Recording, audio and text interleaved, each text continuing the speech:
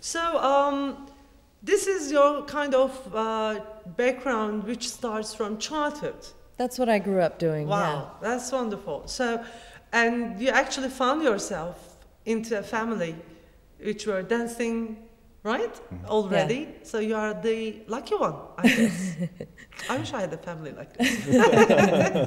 Ben dedim ki yani son derece şanslı bir çocukluk. Öyle değil mi? Hani zaten şarkı söyleyip dans eden bir ailenin içerisine doğuyor. Hani ailemden çok memnunum. Allah başımızdan eksik etmesin annemizi babamızı ama hani açıkçası ben de istemez değildim böyle dans edip şarkı söyleyen hoplayıp sıçrayan bir ailenin içine doğmayı. I think I have a gypsy soul inside somewhere. Sanırım bende biraz çingene ruhu var. I need to talk to my mom. Is there something wrong about me? Did they adopt me from some gypsies? Belki de beni çingenelerden almışlardır bilmiyorum. Okay, so we'll come back to you. Yes. Now it's his turn. So he's very patient. Yeah. Okay, you are a very patient family. I can see that. Çok sabırlı bir aile. Birbirlerini sabırla bekliyorlar. So you kind of get into the teaching part as well. That's right. Suddenly. Derken kendisini birden bu az önce sözünü ettiğimiz Orff Enstitüsü meselesiyle eğitiminde içerisinde buluyor. So was it kind of difficult for you to, you know, to be a kind of teacher after being a performer, or is there actually no difference between them, or you're always something to get both, maybe? I've always kind of been both. I mean, I really love performing, but I like teaching a lot too. For me, it's really important to have a balance of the two. But I feel like there are two halves of a whole. And so I like being a part of the continuum, part of the history of being able to pass along what information that I know. And I like working with young people, and I like working with older students as well. So it's pretty natural. Yeah. Ben de şunu sordum, bu Orff Enstitüsü meselesiyle eğitimin içerisine girmek münasebetiyle bir anda aslında kendisi de bir tür öğretmen oluyor. Hani performans sanatçısıyken öğretmen olmak ya da zaten hep ikisi miydi diye sordum. O da dans etmeyi ve gösteri yapmayı çok sevdiğini söyledi. Ama öğretmenlikten de çok keyif aldığını, özellikle gençlerle, daha yaşlı öğrencilerle çalışmak, bildiklerini onlara aktarmak, dolayısıyla böyle bir geçişin sağlanmasının onun için son derece keyif verici olduğunu söyledi. So, when you are saying performing, and it's like 30 years, but before that, I want to keep the track of chronologic, actually. So, in America, there was this crash of cultures, let's say, and then we see some new kind of dancings like clogs, and then it takes it to the tap dancing, and then swing and jazz. But I know that in between there is this hambone thing, which is kind of marvelous for me. I mean, it marvels me. I was like, when I heard about the story, I was like, wow, that is something, you know, because the necessity sometimes creates some very new stuff, right? Right. So I need to explain what I'm talking about. Şimdi aslında Keith'e devam etmeden önce bu beden müziği meselesi veya bu dansla ilgili olarak bir kronoloji var aslında. Nasıl bir kronolojidir bu da? Şöyle ki işte bu az önce sözünü ettiğimiz kültürlerin birbirleriyle çarpışması sonrasında ortaya çıkan American clogging dedikleri ilk gösterdiği Evie'nin bize dans. Arkasından gelen step dansı, ondan sonra swingler, cazlar, öyle zannediyorum 40'lı yıllarda doğanlar özellikle hatırlayacaklardır. Swing, jazz, step dansları, vaudeviller. Ama o arada bir bölüm var. Özellikle beni çok heyecanlandıran ve çok şaşırtan. Şaşırtan demeyeyim ama heyecanlandıran biraz da üzücü bir şey var. Bir hambone meselesi var. Şimdi Evie'den isteyeceğim. Nedir bu hambone? Could you please tell us about this hambone? What is this? Well, hambone also came out of slave times. Yeah. And all these slaves from Africa. In Africa, they have all these very wonderful music traditions, a lot of them based in drumming and percussion. And in the American South, the slave owners were afraid that the slaves could communicate over a long distance by what they were playing on their drums. And it's been shown that that's true, that they could do that. So they did not allow them to play drums. Except in Louisiana. In Louisiana, the slaves kept their drums, and there's a very rich musical heritage that comes out of Louisiana, New Orleans. Yes, of course, we all know about that. Absolutely. Yeah. So elsewhere, they had all of this rhythmic knowledge, and so they put it on their bodies, and it became a part of the cultural tradition. So the thing which happened to you, just out of inspiration, actually it happened to them out of necessity. Out of necessity, right. Yeah. Şimdi bu handball meselesini şöyle açıklamak lazım. Az önce sözünü ettiğimiz Afrika'dan getirilen köleler, zenci köleler, Afrika'da kullandıkları haberleşme, müzik vesaire için kullandıkları davulları ellerinden alınıyor. Nedeni de şu, bu davullar aracılığıyla birbirleriyle haberleşebilecekleri düşünülüyor. Ki nitekim bunu yapıyorlar.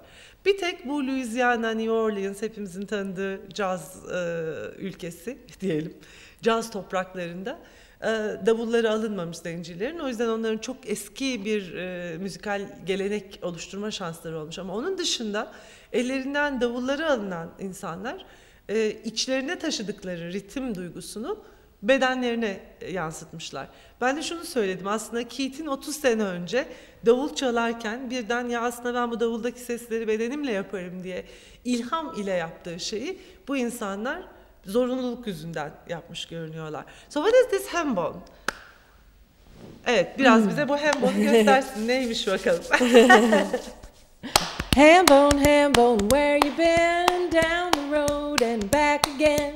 Hambone, hambone, what have you seen? I've seen cornbread and I've seen some beans. Hambone, hambone, have you heard? Mama's gonna buy you a mockingbird. And if that mockingbird won't sing, Mama's gonna buy you a diamond ring. Hambone.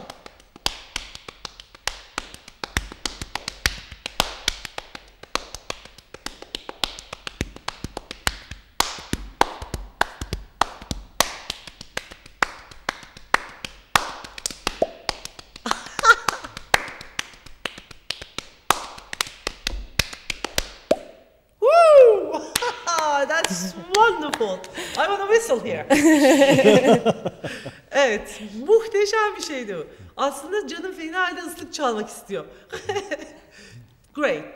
So that's actually the kind of base of everything. I mean, this necessity, this body music, kind of not everything, but I mean the further generations musical tradition, let's say, like jazz, swing, and I would say it is one cultural tradition, and that there are many cultural traditions of incorporating body music. It's all together. Yeah. Evet, yani bu aslında bu daha sonrasında ortaya çıkan müzik, beden müziği vesairenin biraz parçaları. So you were also this much exposed to this southern tradition, or not really? Well, in a way, I mean, I grew up in Texas, which is okay. very. It's kind of between the West and the South. Oh, yes. It kind of combines a lot of the perspectives. Oh, yes. So I grew up with that a bit, but I was really drawn to jazz at an early age. I mean, I started drumming when I was 3. My parents gave me a drum when I was 3 years old, and I've basically just been playing drums all my life. Very brave family. I'm not sure why they did that. And drums. Here I go. So, though I didn't grow up with hambone, and well, I did in a way. My grandfather. Not hambone, but I mean this southern right. Those influences, yeah. Exactly. Yeah. Exactly. Yeah. Şunu sordum, yani acaba Keith de bu Amerika Birleşik Devletleri'nin güneyi diye tabir ettiğimiz o güneyli kültürden etkilendi mi acaba diye, siz de aynı şekilde Evie gibi bu kültüre aşina mıydınız diye sorduğumda ben Teksas'ta büyüdüm dedi. Teksas biliyorsunuz tam böyle kuzeyle güneyin arasında. I have to tell this, I'm very sorry, but şu hani müteveffa Amerika Başkanı George Bush'un memleketi. Dolayısıyla Keith de orada büyümüş ve yetişmiş. Ama ben kendim bildiğimden beri davul çalardım ve sonrasında da caz davulculuğuna geçtim. 3 yaşındayken anne ve babası eline davul vermişler. Ben de ne cesur anne babaymış. 3 yaş elde davul. Hayal edebiliyor musunuz sayın seyirciler? Yani hani açıkçası benim yapmaya göze alamayacağım bir şey. 3 yaşında bir çocuk elinde davulla. So 3 years old kid with a drum around me. No, I'm not that brave. No, I can't do that. No, I have 2 boys and I can't imagine myself giving them drums. Right. Forget about it. I'm not sure why my parents did that. I was probably banging on everything in the house. Probably, yeah. So, and during this last 30 years, what have you been doing? I mean, one day you said that, yes, I can have all these sounds through my body. I don't need drum. And then you start playing yourself. Right. And then what? It just kind of developed. One idea led to another. I was a member of a group called Jazz Tap Ensemble, 3 tap dancers and 3 musicians, and I was touring a lot throughout the world with that group, and I started creating body music pieces for that group. And I created one, and then another, and then another. Then I had this, I realized I need to do something else. I need to move from this group. So I left, I started doing a lot of solo work. I started doing a lot of collaborations with other musicians and dancers of different styles. And kind of incorporating my interest in world music along the way. Yes. I'm going to forget the beginning otherwise. Evet, ben burada bir mola işareti yaptım çünkü aksi takdirde başını unutacağım. Şunu sordum kendisine, yani evet 30 yıl önce bir gün davulunuzu çalarken baktınız ve elinizden bagetleri bırakıp ya ben bu davuldan çıkan sesleri vücudumdan da çıkartabilirim dediniz ve beden müziği yapmaya başladınız. Sonra ne oldu? What was the name of your group? Jazz Tap Ensemble. Jazz Tap Ensemble diye bir grupları oluyor. 3 tane step dansçısı ve 3 müzisyenden oluşan. Birden kendisini o grup için beden müziği parçaları hazırlarken buluyor. Dünyayı dolaşıyorlar, farklı yerlerde gösteriler yapıyorlar. Ve bir gün diyor ki ya bir dakika, yani tamam iyi hoş da benim başka bir şey yapmam lazım. Ve giderek daha farklı kendi başına solo olarak işler yapmaya başlıyor. Grubu bırakıyor. Ve bir anda da aslında ararsanız kendisi çok alçak gönüllü. Ben burada parantezin içinde söylemem lazım. Keith Terry beden müziğinde aslında bilenler için yaşayan bir efsane gibi. Dolayısıyla son derece önemli bir insan. 30 yıllık bir geçmişte öyle azımsanacak bir şey değil. So, do you mind if I also ask you to show us what you have been doing when you said you were kind of doing some pieces? So, could we have you also here? Ben kendisinden bu sözünü ettiği şeylerden bir örnek göstermesini istedim. Son derece nazik bir insan olarak o da beni kırmıyor.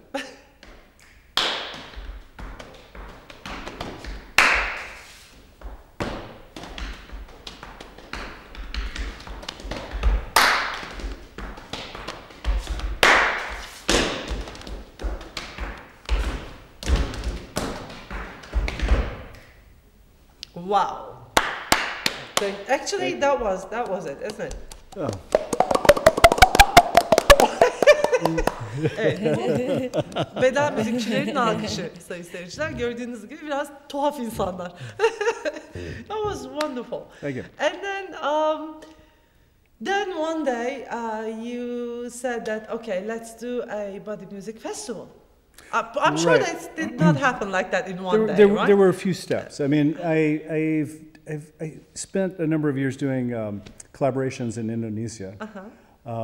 And then working with Brazilians and, working with artists from different parts of the world. And kind of finding this network very slowly over the 30 years of all these people in many parts of the world doing body music, both contemporary and traditional styles. Wow. Şöyle bir durum var. It was last December, wasn't it?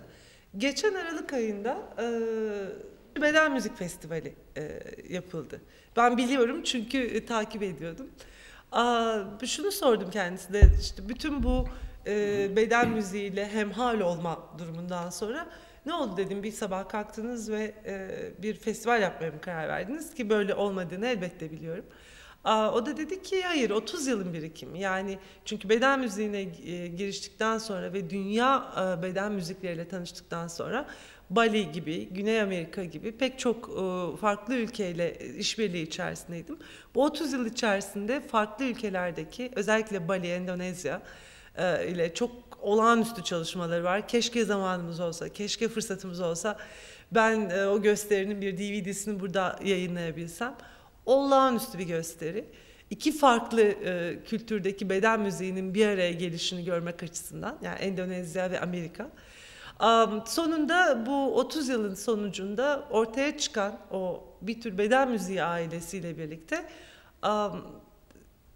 bir festival yapmaya karar veriyorlar.